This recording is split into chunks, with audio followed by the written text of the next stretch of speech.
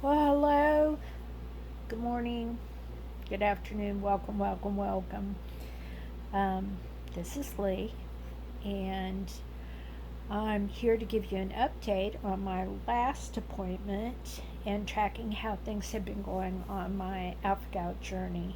If you're not familiar, you have not watched the last video. Alpha-gal is um,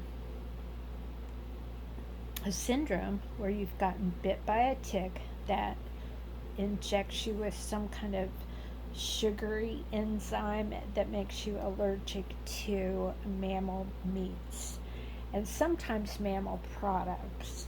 Now, right now, I am on a total um, no mammal, eat, no dairy, no hard cheese.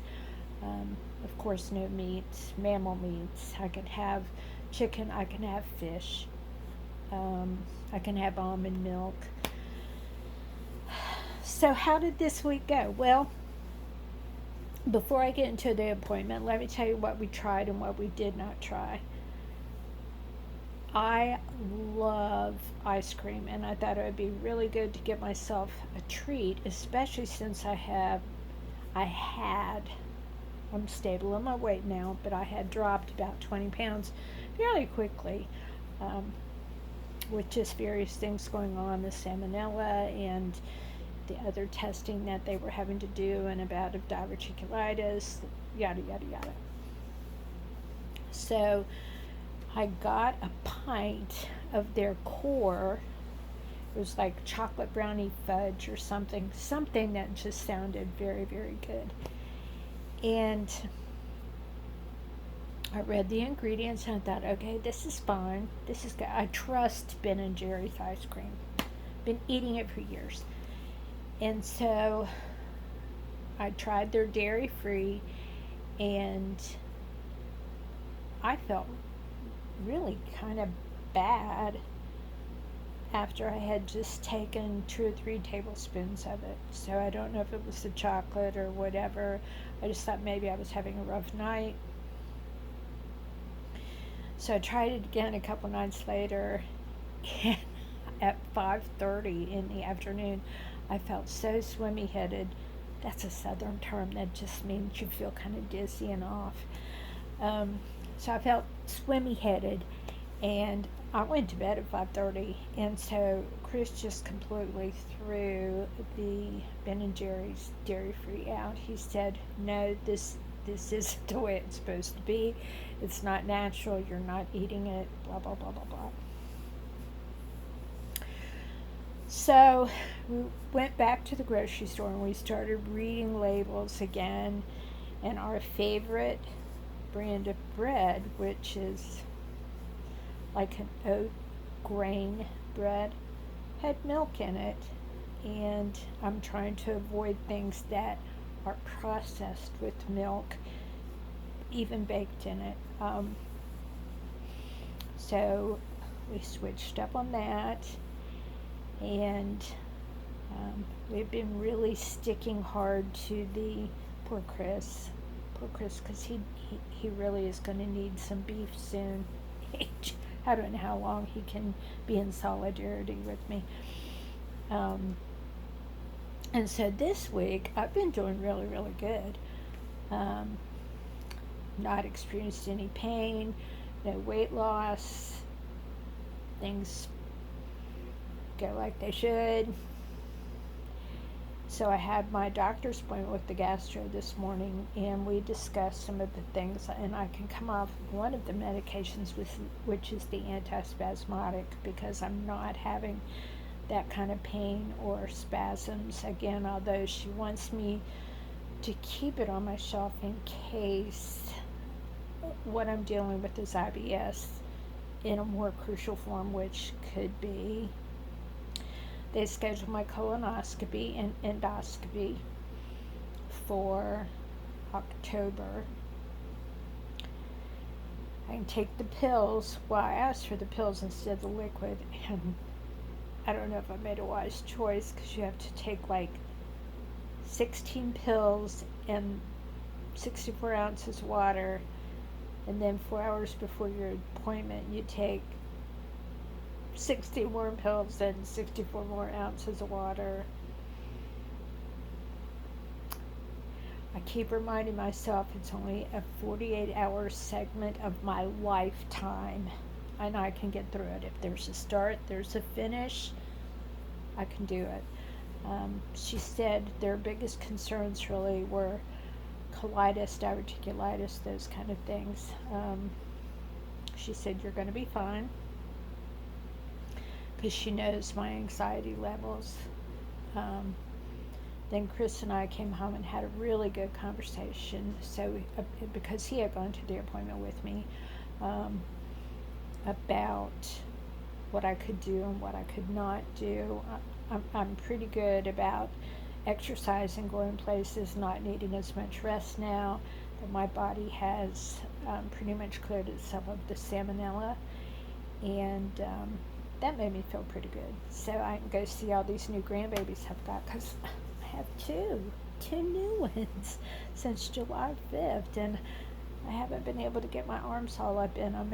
So I need some grandbaby time. And then I'm going to start adding 20 to 30 minutes worth of exercise in a day, probably right now on the recumbent bike. I like to walk a lot. That's my favorite thing, but right now I just can't. And even though we live in the middle of nowhere, because we live in the middle of nowhere, we have people that live not like next to us or anything, but further on, that just let their pit bulls run, and I'm not willing to tackle that, even if I take my dog with me. And so I'll be on the recumbent bike until I can justify spending gas money to drive someplace where I feel safe to be able to walk. And that's sad. Then I had to tell you, I went and I got a prescription for some anxiety medication that I don't need all the time, just when I get really anxious about things like, oh my gosh, I got a colonoscopy coming up, do I have cancer, blah, blah, blah, blah, blah. And it was more bother than it was worth. I'm not one to take medications at all. I don't like medications. I like to do more natural stuff. I would like to control it with diet or exercise or whatever I can. Of course, my faith. And so after I found out, like, you had to sign a 2-page contract that they could come into your home and count the number of pills that you had, and then you had to take a drug test where they turn off the water and you give them a urine sample, and then they check the toilet, and then they turn the water back on so you can wash your hands and flush the toilet, and they have the right to just oversee this, oversee that. I thought, it's not worth it. Let's drink a glass of wine.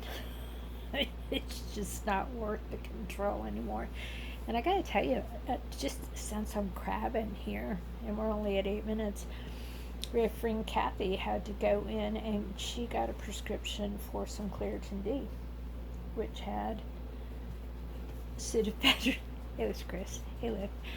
It was had pseudoephedrine in it, and she knew she was going someplace where they're going on vacation, and so she really kind of wanted a 30-day supply of this over-the-counter Claritin D, and she gave the little tag, because they don't have it on the shelf. She gave the tag to the girl at the pharmacy, and the girl said, and Cathy said, well, does it come in a larger size, like 30-day supply?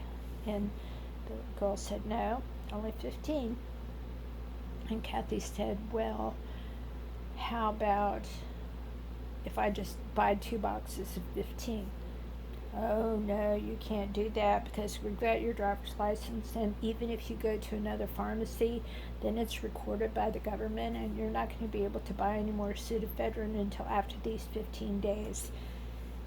My cat, my friend Cathy, she's got a much bigger yeehaw than I do. And I could just see her saying, okay, so where's the next aisle where I get the ammonia and the other things to make methamphetamines? Hmm? Anyhow, this video might get chopped because of that, but I just think it's horrible that for people who might really need something, a handful of people have made it just horrible for the rest of us. That was really frustrating. So, anyhow, I'll keep you posted next week on how we're doing with our alpha-gal diet. Chicken, lots of chicken. Fish, I did buy some salmon. Be eating lots of vegetables. Oh, my new favorite, wonton strips. They beat potato chips any day. Wonton strips. Buy them in the Asian aisle. So, anyhow, if you have any questions or comments, please leave them down below. If you like this video, if you want to follow on this journey, give me a thumbs up, like, and subscribe. It helps the algorithm, and goodness knows I barely have an algorithm to begin with. So, yeah, I hope y'all have a great week, and I'll catch you on the next video. Bye.